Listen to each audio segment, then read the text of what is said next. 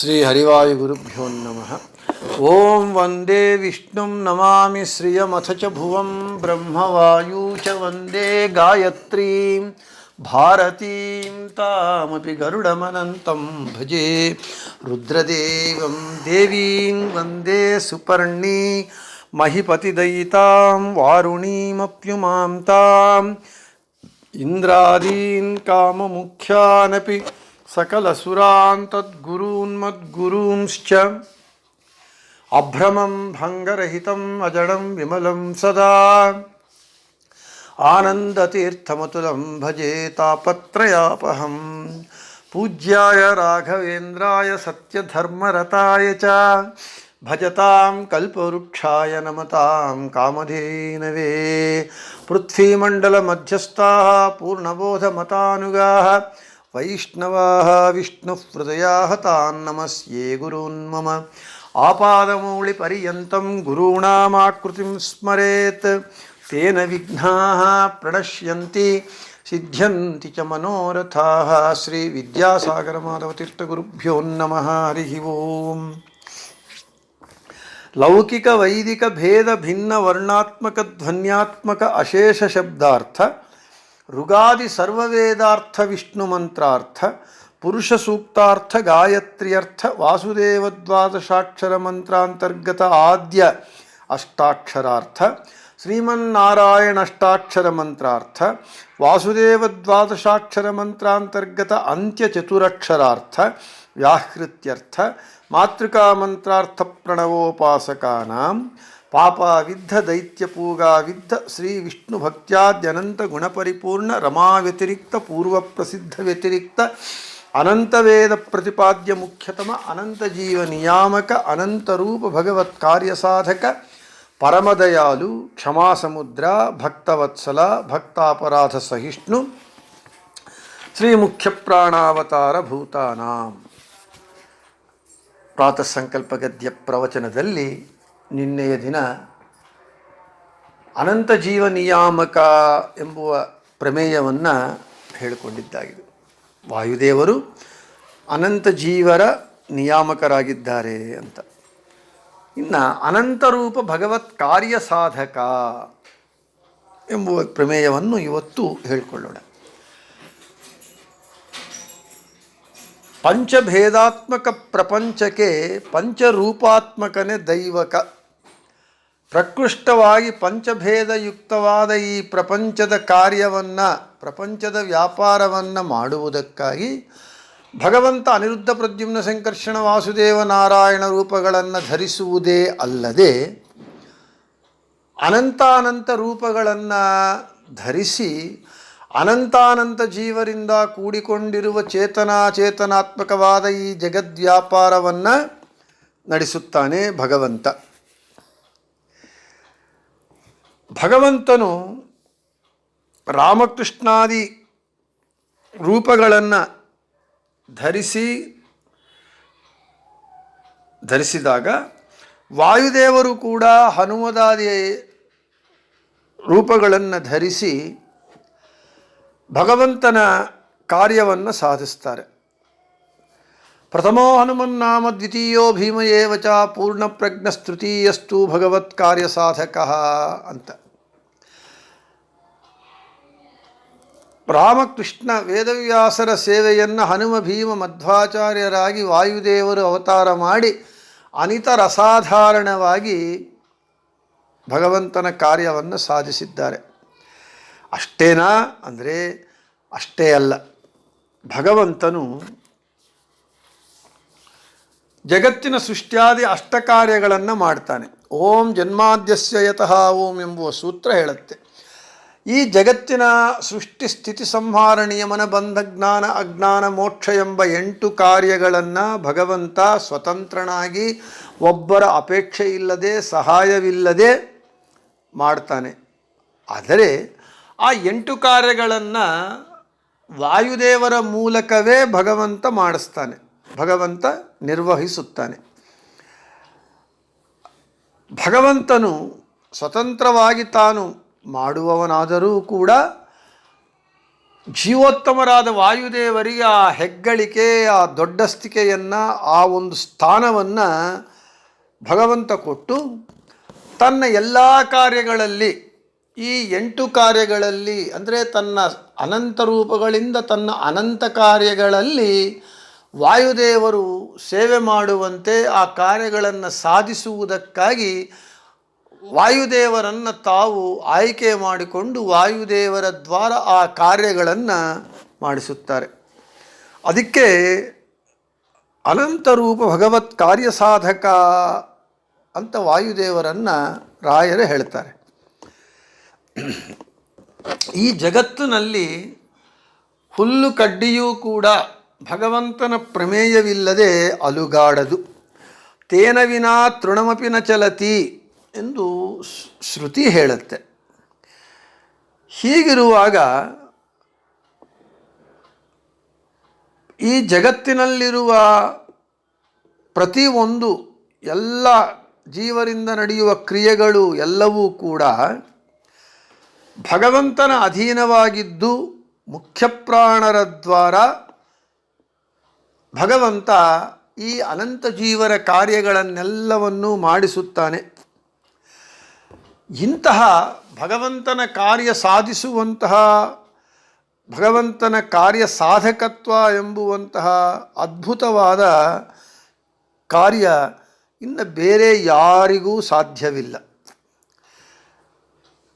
ಮಿಕ್ಕ ದೇವತೆಗಳಿದ್ದರೂ ಕೂಡ ಅವರೆಲ್ಲರೂ ಅವರವರ ಅಧಿಕಾರಕ್ಕೆ ಒಳಪಟ್ಟು ಅವರವರಿಗೆ ನಿರ್ದೇಶಿಸಲ್ಪಟ್ಟಂತಹ ಕಾರ್ಯಗಳನ್ನು ಸೀಮಿತವಾಗಿ ಮಾಡಬಲ್ಲರೇ ಹೊರತು ವಾಯುದೇವರಂತೆ ಭಗವಂತನ ಸಮಸ್ತ ರೂಪಗಳಲ್ಲಿ ನಡೆಯುವ ಸಮಸ್ತ ಕಾರ್ಯಗಳನ್ನು ಸಾಧಿಸುವಂತಹ ಶಕ್ತಿ ಸಾಮರ್ಥ್ಯಗಳು ದೇವತೆಗಳಿಗೆ ಇಲ್ಲ. ಏಕೆ ಅಂದರೆ ನಾವು ನಿನ್ನೆ ಹೇಳಿಕೊಂಡಿದ್ದೇವೆ, ಜೀವೋತ್ತಮರಾದ ವಾಯುದೇವರೇ ದೇವತೆಗಳಿಗೆ ಪದವಿಗಳನ್ನು ಕೊಟ್ಟು ಆಯಾ ಪದವಿಗಳಲ್ಲಿ ಅವರವರು ಮಾಡುವ ಕಾರ್ಯಗಳಿಗೆ ಅವರೇ ಪ್ರೇರಕರಾಗಿ ಆ ಕಾರ್ಯಗಳನ್ನು ಮಾಡಿಸುತ್ತಾರೆ. ಅಂದರೆ ಅನಂತ ಜೀವ ನಿಯಾಮಕರಾಗಿದ್ದಾರೆ. ಹೀಗಿರುವಾಗ ವಾಯುದೇವರಂತೆ ಇನ್ನು ಮಿಕ್ಕ ಯಾವ ದೇವತೆಗಳಾಗಲಿ ಯಾರೇ ಆಗಲಿ ವಾಯುದೇವರಿಗೆ ಸಮಾನವಾಗಿ ಭಗವಂತನ ಕಾರ್ಯವನ್ನು ಸಾಧಿಸುವುದರಲ್ಲಿ ಯಾರಿಗೂ ಅಷ್ಟು ಶಕ್ತಿ ಸಾಮರ್ಥ್ಯಗಳಿಲ್ಲ. ವಾಯುದೇವರಿಗೆ ಸಮಾನರು ಯಾರೂ ಇಲ್ಲ. ಆದ ಕಾರಣವೇ ಜೀವೋತ್ತಮರು ವಾಯುದೇವರು ಅಂತ ಹೇಳ್ತಾರೆ. ಸತ್ತತ್ವ ರತ್ನಮಾಲಾ ಗ್ರಂಥ ಹೀಗೆ ಹೇಳುತ್ತೆ, ಯಾನಿ ಯಾನೀಹ ಕರ್ಮಾಣಿ ಜಗತಿ ಸ್ಯೂ ರಮಾಪತೆ ಪ್ರಾಯ ಪ್ರಾಣಾಧಿಪೇತಾನಿ ಸಮಸ್ತಾನಿ ನ ಸಂಶಯ ಎಂದು. ಈ ಪ್ರಮಾಣದ ಅರ್ಥ ಏನು ಅಂತ ಹೇಳಿದರೆ, ಲಕ್ಷ್ಮೀದೇವಿ ಲಕ್ಷ್ಮೀಪತಿಯಾದ ಭಗವಂತನನ್ನು ಬಿಟ್ಟು ಜಗತ್ತಿನಲ್ಲಿ ಮುಖ್ಯಪ್ರಾಣರಿಗೆ ನಿಯತವಲ್ಲದ ಯಾವ ವಸ್ತುವೂ ಇಲ್ಲ. ಅಂದರೆ ಲಕ್ಷ್ಮೀನಾರಾಯಣನ ಹೊರತುಪಡಿಸಿ ಮುಖ್ಯಪ್ರಾಣರಿಂದ ಪಡದೇ ಇರುವಂತಹ ವಸ್ತು ಯಾವುದೂ ಇಲ್ಲ. ಅಂದರೆ ಸಮಸ್ತವೂ ಮುಖ್ಯಪ್ರಾಣರ ನಿಯಂತ್ರಣದಲ್ಲಿರುತ್ತೆ. ಮುಖ್ಯಪ್ರಾಣರು ಎಲ್ಲದಕ್ಕೂ ನಿಯಾಮಕರಾಗಿರ್ತಾರೆ. ಮುಖ್ಯಪ್ರಾಣನು ಈ ರೀತಿಯಾಗಿ ಎಲ್ಲದಕ್ಕೂ ನಿಯಾಮಕನಾಗಿದ್ದಾನೆ ಅಂತ ಹೇಳಿದರೆ ಆ ಮುಖ್ಯಪ್ರಾಣರ ನಿಯಾಮಕತ್ವ ಈಶಾಧೀನವಾಗಿರುತ್ತೆ. ಲಕ್ಷ್ಮೀನಾರಾಯಣರ ಅನಂತರ ಈಶನಂತೆ ಜಗನ್ನಿಯಾಮಕರಾಗಿದ್ದಾರೆ ಜೀವೋತ್ತಮರಾದಂತಹ ವಾಯುದೇವರು. ಅದಕ್ಕೆ ಅನಂತರೂಪ ಭಗವತ್ ಕಾರ್ಯ ಸಾಧಕ ಅಂತ ರಾಯರು ವಾಯುದೇವರ ಒಂದು ಅಪಾರವಾದಂತಹ ಭಗವತ್ ಕಾರ್ಯ ಸಾಧಕತ್ವವನ್ನು ತಿಳಿಸ್ತಾ ಇದ್ದಾರೆ. ಅಂದರೆ ಸರ್ವಭೋಕ್ತೃತ್ವ ಸರ್ವ ಕ್ರಿಯಾಕಾರಿತ್ವಗಳು ಮುಖ್ಯಪ್ರಾಣರಿಗೆ ಹೇಗೆ ಕೂಡುತ್ತದೆ ಎಂಬುವಂತಹ ಸಂಶಯವನ್ನು ನಾವು ಪಡಬಾರದು.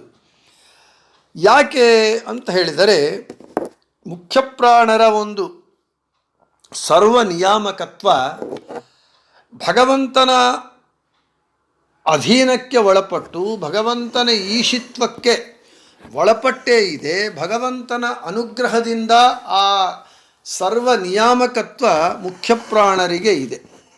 ಆದರೆ ಭಗವಂತನಿಗೆ ಮಾತ್ರ ಸೀಮಿತವಾದ, ಭಗವಂತನು ಮಾತ್ರ ಮಾಡಬೇಕಾದ ಕೆಲವು ಕಾರ್ಯಗಳನ್ನು ಹೊರತುಪಡಿಸಿ ಮಿಕ್ಕದ್ದೆಲ್ಲವೂ ಕೂಡ ಮುಖ್ಯಪ್ರಾಣರಿಂದಲೇ ನಡೆಯಲ್ಪಡುತ್ತೆ.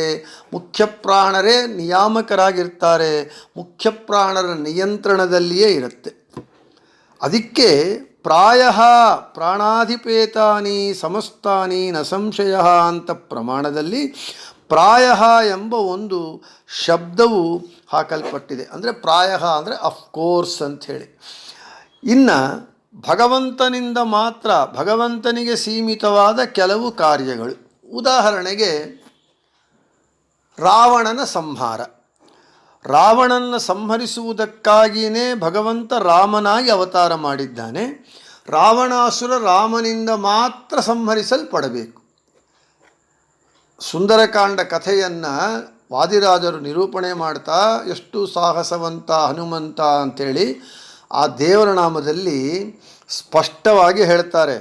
ಲಂಕಾದಹನೆಯಾಗಿ ಆಮೇಲೆ ರಾವಣಾಸುರನನ್ನು ಹನುಮಂತ ಭೇಟಿಯಾದಾಗ ಹನುಮಂತ ರಾವಣಾಸುರನಿಗೆ ಹೇಳ್ತಾನಂತೆ, ಬಡ ರಾವಣನೇ ನಿನ್ನನ ಸದೆ ಬಡಿಯುವೆನೋ, ಸ್ವಾಮಿಯ ಅಪ್ಪಣೆ ಇಲ್ಲವೆಂದು ಸುಮ್ಮನಿರುವನು.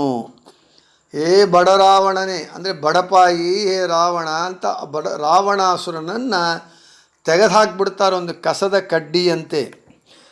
ಹೇ ಬಡ ರಾವಣ, ನಾನು ಈಗಲೇ ನಿನ್ನ ನಾಶ ಮಾಡಬಲ್ಲೆ, ಸಂಹರಿಸಬಲ್ಲೆ, ಆದರೆ ನನ್ನ ಸ್ವಾಮಿಯಾದ ರಾಮನ ಅಪ್ಪಣೆ ಇಲ್ಲ ಎಂದು ಸುಮ್ಮನೆ ಇದ್ದೇನೆ ಅಂತ ಹೇಳಿ. ಅಂದರೆ ರಾವಣಾಸುರ ಸಂಹಾರ ರಾಮನು ಮಾತ್ರ ಮಾಡಬೇಕು. ಅಂತಹ ಭಗವಂತನಿಗೆ ಸೀಮಿತವಾದ, ಭಗವಂತನೇ ಮಾಡಲ್ಪಡುವಂತಹ ಕಾರ್ಯಗಳನ್ನು ಹೊರತುಪಡಿಸಿ ಆ ಕಾರ್ಯಗಳು ಹನುಮಂತನಿಗೆ ಮಾಡುವ ಶಕ್ತಿ ಇದ್ದರೂ ಕೂಡ ಅವನ್ನು ಹೊರತುಪಡಿಸಿ ಮಿಕ್ಕ ಎಲ್ಲ ಭಗವಂತನ ಕಾರ್ಯಗಳನ್ನು ಸಾಧಿಸುವಂತಹ ಸಾಧಿಸುವಿಕೆ ಎಂಬ ಒಂದು ಶಕ್ತಿ ವಾಯುದೇವರಿಗೆ ಇದೆ ಅಂತ ಹೇಳ್ತಾ ರಾವಣಾಸುರನಿಗೆ ಸಾವಿನ ರುಚಿಯನ್ನು ತೋರಿಸ್ತಾನೆ, ಭಯದ ರುಚಿಯನ್ನು ತೋರಿಸ್ತಾನೆ ಹನುಮಂತ. ತಾನು ತನ್ನ ಒಂದು ಮುಷ್ಟಿಯಿಂದ ಒಂದು ಗುದ್ದು ರಾವಣಾಸುರನ ಎದೆಯ ಮೇಲೆ ಗುದ್ದಿದಾಗ ರಾವಣಾಸುರ ತನ್ನ 10 ಮುಖಗಳಿಂದ ರಕ್ತವನ್ನು ಕಾರಿಕೊಳ್ತಾನೆ. ಅದು ವಾಯುದೇವರ ಒಂದು ಶಕ್ತಿ ಸಾಮರ್ಥ್ಯ. ಈ ರೀತಿಯಾಗಿ ಭಗವಂತನು ಮಾತ್ರ ಮಾಡಬೇಕಾದಂತಹ, ಭಗವಂತನಿಗಾಗಿ ಸೀಮಿತವಾದಂತಹ ಕೆಲವು ಕಾರ್ಯಗಳನ್ನು ಬಿಟ್ಟು ಭಗವಂತನ ಎಲ್ಲ ಅನಂತ ರೂಪಗಳಿಂದ ಭಗವಂತ ಮಾಡುವ ಎಲ್ಲ ಕಾರ್ಯಗಳನ್ನು ಸಾಧಿಸುವಂಥದ್ದು ವಾಯುದೇವರಿಗೆ ಇದೆ. ಅದು ಕೇವಲ ಭಗವಂತನ ಅನುಗ್ರಹದಿಂದ, ಭಗವಂತನ ಅಧೀನಕ್ಕೆ ಒಳಪಟ್ಟು ವಾಯುದೇವರು ಮಾಡ್ತಾರೆ. ಅದರನ್ನೇ ರಾಯರು ಅನಂತರೂಪ ಭಗವತ್ ಕಾರ್ಯ ಸಾಧಕ. ಇಂತಹ ಭಗವಂತನ ಕಾರ್ಯವನ್ನು ಸಾಧಿಸುವಂಥದ್ದು ಯಾವ ದೇವತೆಗಳಿಗೂ ಯಾರಿಗೂ ಇಂತಹ ಒಂದು ಅಚಿಂತ್ಯದ್ಭುತವಾದ ಶಕ್ತಿ ಸಾಮರ್ಥ್ಯಗಳು ಯಾರಿಗೂ ಇಲ್ಲ. ನಾನು ಈಗಲೇ ಹೇಳಿದಂತೆ ದೇವತೆಗಳಿಗೂ ಭಗವಂತನ ಕಾರ್ಯವನ್ನು ಮಾಡುವ ಶಕ್ತಿ ಸಾಮರ್ಥ್ಯಗಳು ಇದ್ದರೂ ಅವು ಸೀಮಿತವಾಗಿ ಅವರ ಅಧಿಕಾರಕ್ಕೆ ಒಳಪಟ್ಟು ಅವರಿಗೆ ನಿರ್ದೇಶಿಸಲ್ಪಟ್ಟಂತಹ ಕಾರ್ಯಗಳನ್ನು ಮಾತ್ರ ಅವರು ಮಾಡಬಲ್ಲರೇ ಹೊರತು ವಾಯುದೇವರಂತೆ, ವಾಯುದೇವರಿಗೆ ಸಮಾನವಾಗಿ ಭಗವಂತನ ಕಾರ್ಯವನ್ನು ಸಾಧಿಸುವ ಶಕ್ತಿ ಸಾಮರ್ಥ್ಯಗಳು ಇಲ್ಲ. ಆದ ಕಾರಣವೇ ವಾಯುದೇವರು ಜೀವೋತ್ತಮರು, ಅನಂತರೂಪ ಭಗವತ್ ಕಾರ್ಯ ಸಾಧಕ ಎಂದು ವಾಯುದೇವರ ಮಹಿಮೆಯನ್ನು ನಮಗೆ ರಾಯರು ಸುಂದರವಾಗಿ ಈ ಪ್ರಮೇಯದಲ್ಲಿ ಹೇಳ್ತಾರೆ. ಇಲ್ಲಿಗೆ ಇವತ್ತು ಅನಂತರೂಪ ಭಗವತ್ ಕಾರ್ಯ ಸಾಧಕ ಎಂಬುವಂತಹ ಪ್ರಮೇಯವನ್ನು ಮುಗಿಸಿ ನಾಳೆ ಪರಮದಯಾಲು, ಕ್ಷಮಾಸಮುದ್ರ, ಭಕ್ತವತ್ಸಲ, ಭಕ್ತಾಪರಾಧ ಸಹಿಷ್ಣು, ಶ್ರೀ ಮುಖ್ಯ ಪ್ರಾಣಾವತಾರ ಭೂತಾನ ಎಂಬುವಂತಹ ಪ್ರಮೇಯಗಳ ವಿಷಯವನ್ನು ನಾಳೆ ಹೇಳಿಕೊಳ್ಳೋಣ ಅಂತ ಹೇಳ್ತಾ ಶ್ರೀಕೃಷ್ಣಾರ್ಪಣಮಸ್ತು ಮಧ್ವೇಶಾರ್ಪಣಮಸ್ತು. ಎಲ್ಲರಿಗೂ ಶುಭಮಸ್ತು.